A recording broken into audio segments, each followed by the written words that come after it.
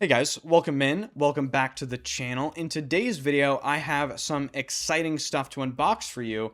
We're going to be trying the two brand new Maksim Perfume releases, Liquid Incense, and Rock Salt. Maksim is the son of Dmitry Bortnikov, who is of course a massive name in the artisanal perfume space, and Maksim has his own brand, and he's been critically acclaimed already.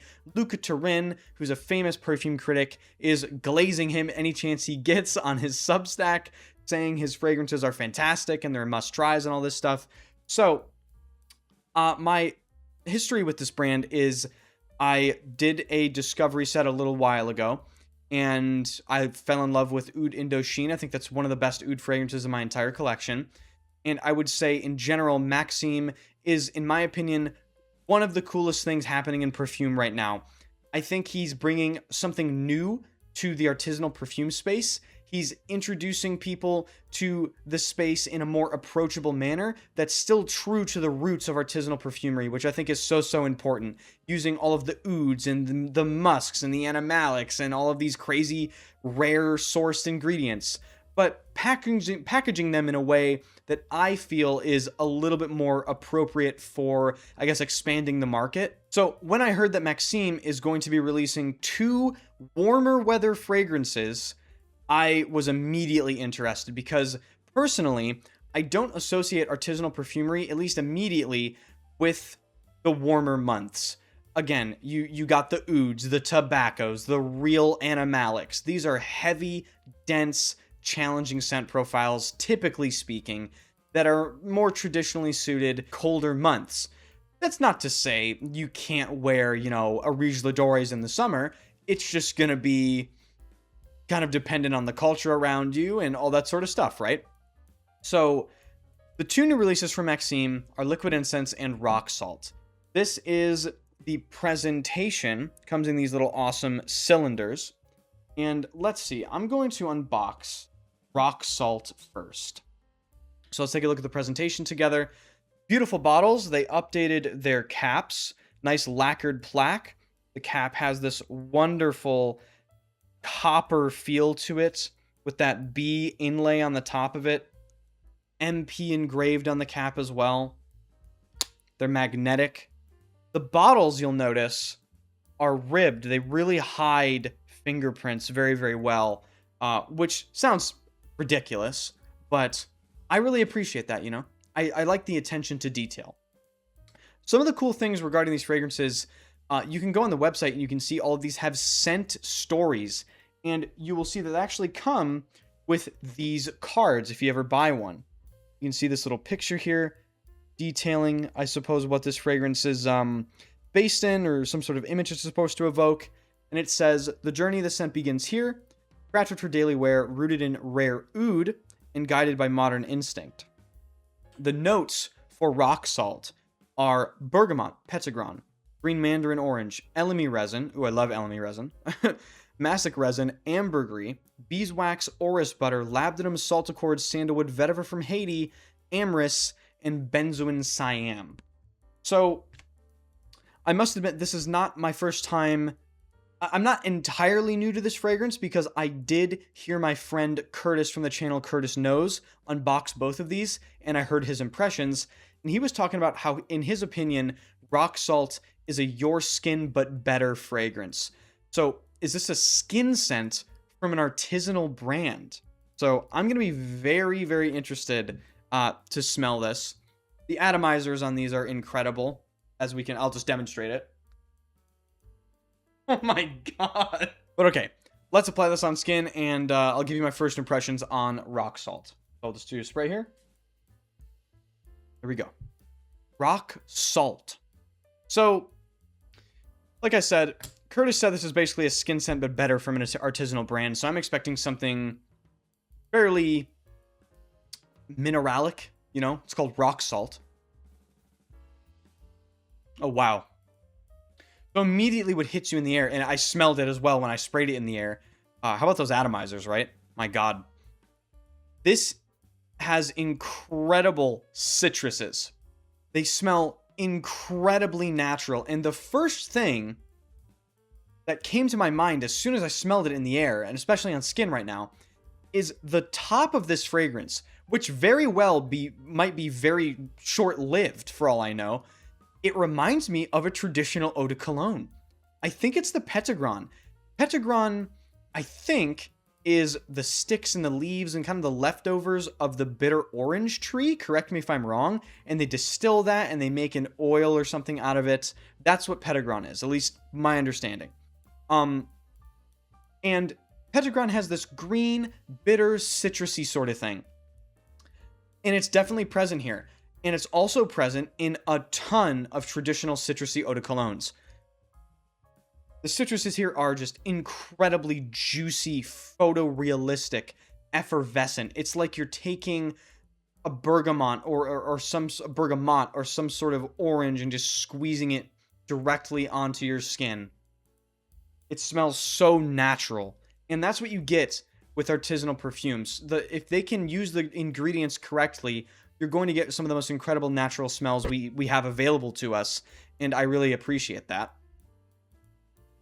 But also, what I'm getting already underneath the top notes, this is definitely that salty accord, right? There's apparently listed in the notes, as we read, salt accord. Clean mineral salt drying softly on warm skin. And that's basically what you're getting. It's mineralic. It kind of reminds me very vaguely of the deep dry down of something like Les Indomptables Escale en Indonésie. That's one of their ambergris eau de colognes. And there is ambergris listed in the notes. It's that slightly salty, very, very, very faintly funky, animalic, mineralic thing that ambergris does. So right now, the top of this fragrance really reminds me of parts of an eau de cologne with this mineralic, salty backbone. But one thing that I think Curtis really hit on the head is this is not, in any way, shape, or form, a strong fragrance. This is not really going to project very far. I have to put my nose very close to my hand to be able to pick this up. And we'll see longevity. I don't anticipate this will last very long as well. But the smell is incredible. I'm going to spray this tomorrow probably 20 times on clothes and pretty much everywhere. And I'm going to see how much performance it actually has and just how I like it for the first wear. So if you want to see my updated thoughts about this fragrance after a couple wears, or at least the first wear, I do a weekly rotation series that comes out every single Monday. Subscribe to the channel to catch my updated thoughts on rock salt. But my first impressions are really, really good. I think it is incredibly natural smelling. I don't have anything in my collection that smells even remotely close to this at all. And I think it's unique in the sense that this is an artisanal take on a warm weather scent profile, which is kind of hard to find. All right, guys, next up we have Liquid Incense. Once again, just absolutely beautiful packaging. One thing of note, though, look at how transparent that juice is. I don't know why, but I didn't expect it to be... I mean, it looks like water. It's so clear. So that's really cool. Can't really smell it. Let's get this right on skin. But before we do that, let's read the notes and I'll show you the picture. So here is the little photograph here. It seems to be someone at some sort of altar, perhaps inside of maybe a church or a study. And the notes for this fragrance are bergamot, pink pepper, white aldehydes. I love aldehydes in incense. This might just be one of my favorites from Maksim immediately. Frankincense, elemi resin, cedarwood, vetiver from Haiti, and oud trot. I don't know what oud trot is. It says refined oud shadow from Thailand with warm resinous depth. Is this an incense oud but for summer? I don't know. Let's see. I'm going to spray this on skin. Okay. Dry down a little bit. Oh, wow. Whoa. Okay. So you get the aldehydes for sure. The aldehydes have that soapy, fizzy, effervescent, bubbly, almost like, you ever see bubbles rising from the ocean floor, but it's like a million of them? That's what aldehydes do. It's just such a white blast of effervescence. but at the same time, the incense is so clean. This is the whitest, wispiest, cleanest incense I've ever come across. Immediately, this reminds me of something along the lines of Amouage Luban al Akdar, the Attar, but this is way lighter. This is so much more transparent and noticeably stronger than rock salt. Yeah, this is beautiful. The other thing about this liquid incense is that it is bone dry. We're talking bone dry. There isn't an ounce of anything that could even be considered moisture or sweetness or anything like that. You get this citrusy, aldehydic feel, I guess, between the aldehydes and the bergamot. And then you get this extremely dry, textured, wispy, slightly smoky incense. It's bitter as well. This kind of also reminds me of like the bitterness and the texture you would find in something way heavier, such as, I don't know, Frederick Malle Dawn. That's the same sort of dry incense, but it's so much more wearable. It's like, it's really summer appropriate. I'm actually very impressed with this. The closest thing to my mind that in my collection would be definitely Amouage Luban al Akdar, but the Luban al Akdar is way denser. It's obviously an attar, so it's 100% perfume oil. It's so much heavier, stronger, citrusier. It has such a longer wear experience, whereas this is more of your daily, very approachable, completely inoffensive, but still very well done and unique summer incense.